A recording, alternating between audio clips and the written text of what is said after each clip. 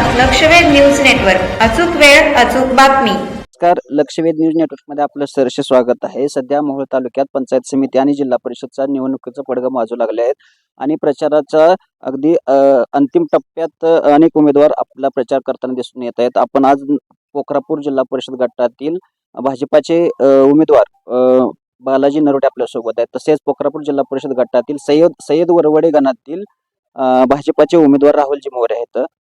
दादा, काय सांगाल, प्रचारात आपण आघाडी घेतली आहे? नक्कीच आम्ही आज गावोगावी फिरतोय, वाड्या वस्त्यावर फिरतोय, लोकांचा चांगला प्रतिसाद आहे आणि नक्कीच आम्ही फक्त मतदानाची 7 तारखेची वाट पाहतोय आणि 9 तारखेच्या निकालाची वाट पाहतोय. जनतेसमोर जाताना आपण कोणते मुद्दे घेऊन जातात? आज बऱ्यापैकी लोकांच्या शेत रस्त्याच्या, पानंद रस्त्याच्या आणि लाईटच्या थोड्या समस्या आहेत आणि आगामी काळात नक्कीच यासाठी आम्ही चांगला प्रयत्न करू भारतीय जनता पार्टीकडून.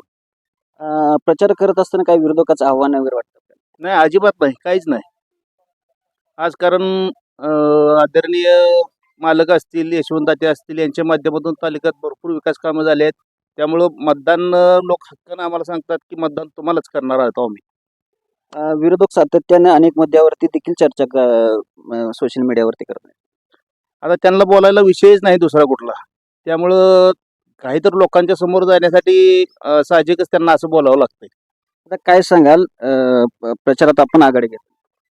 पोखरापूर जिल्हा परिषद आणि सय्यद पंचायत समितीमध्ये मतदारांचा भरपूर प्रतिसाद आहे आणि वाड्या वस्तीवरती आम्ही फिरतोय, होम टू होम प्रचार करतोय आणि केंद्रात भाजप आहे, राज्यात भाजप आहे आणि जिल्ह्यात बी भाजपच होणार आहे. त्याच्यामुळं सर्व नागरिकांचा उत्साह असं बघता पाहता सगळ्यांनी ठरवलंय की ह्यावेळेस जिल्हा परिषद पंचायत समितीमध्ये भाजपाची सत्ता आणायची. आपली प्रचार यंत्रणा कशी आहे आणि लोकांचा प्रतिसाद नेमका कसा?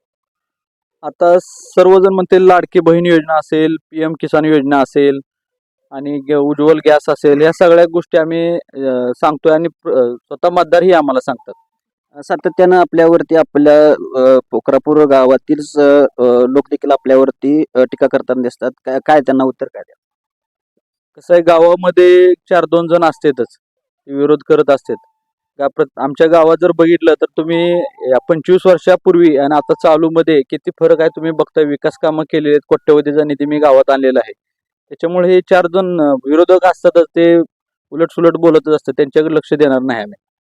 तर हे होते पोखरापूर जिल्हा परिषद गटातील दोन्ही उमेदवार. येणाऱ्या काळात आपण विद्यार्थी, शेतकरी तसेच महिलांचे प्रश्न आपण सातत्यानं पक्षाची ध्येय धोरणं राबवून येणाऱ्या काळात आपण विकासाकडे वाटचाल करू, असा विश्वास लक्षवेध न्यूज नेटवर्कशी बोलताना सांगेल. धन्यवाद. आजच आपल्या लक्षवेध न्यूज नेटवर्क या चॅनलला सबस्क्राईब करा, व्हिडिओला लाईक करा